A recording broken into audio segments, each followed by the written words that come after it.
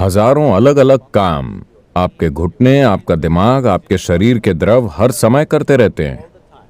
अगर आप इन चीजों को जागरूकता के साथ कर सकें तो आप हजारों चीजें करेंगे। आप वैसे भी कर रहे हैं, लेकिन अगर आप इसे जागरूकता के साथ चला सकें तो आप एक साथ हजारों चीजें कर सकेंगे। तो मैं बस दिमाग के अलग अलग चैनलों की बात कर रहा था, जिसे वास्तव में आपको चलाना नहीं पड़ता। आपको बस शुरू करके छोड़ देना है, वो अपने आप चलता रहेगा। पड़ोस की लड़की के बारे में सोचने के लिए क्या आपको हर बार शुरुआत करनी पड़ती है? नहीं, एक बार आपने उसे देखा और वो खुद ब खुद चलता रहता है, क्योंकि आप उसकी ओर आकर्षित हैं। अगर आप एक ही समय 10 अलग अलग चीजों की ओर आकर्षित हैं, तो दिमाग 10 अलग अलग चैनल बनाकर उन्हें चालू रखने के काबिल है। गणित की एक जटिल समस्या, कोई संवेदना, संगीत, राग, ये वो 100 चीजें एक ही समय पर, क्योंकि इंसानी दिमाग इतना ही जटिल है। इस जटिलता का इस्तेमाल आप खुद को पागल बनाने के लिए कर सकते हैं, बेलगाम विचारों और भावनाओं से, या अगर आप उसका फायदा उठाएं तो ये ऐसी चीजें कर सकता है जिसकी किसी ने कल्पना भी नहीं की होगी। ये चीजें कर सकता है एक चमत्कारी तरीके से। आप असाधारण चीजें कर सकते हैं अगर जरूरी ट्रेनिंग दी जाए।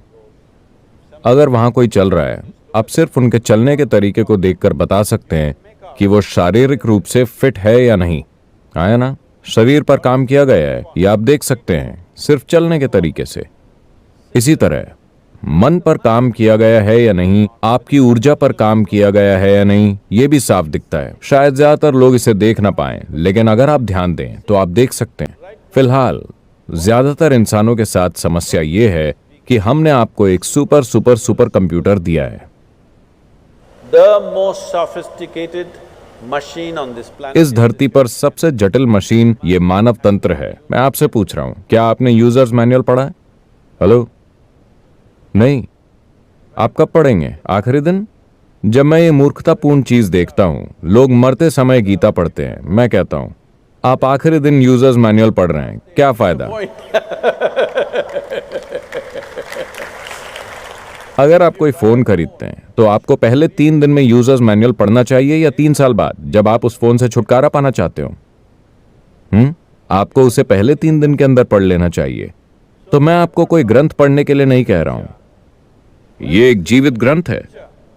क्या आपको सक्षम नहीं होना चाहिए इस ग्रंथ को पढ़ने में, ये समझने में कि इसकी प्रकृति क्या है, इसकी पूर्ण क्षमता क्या है, और उसे खोजने में? क्योंकि ये जीवन इसके या उसके बारे में नहीं है, ये जीवन इसके बारे में है। तो अगर ये असली चीज है, तो क्या इस पर थोड़ा ध्यान देना चाहिए? क्या आपको हर उस आयाम पर ध्यान नहीं देना चाहिए जिससे ये इंसान बना है?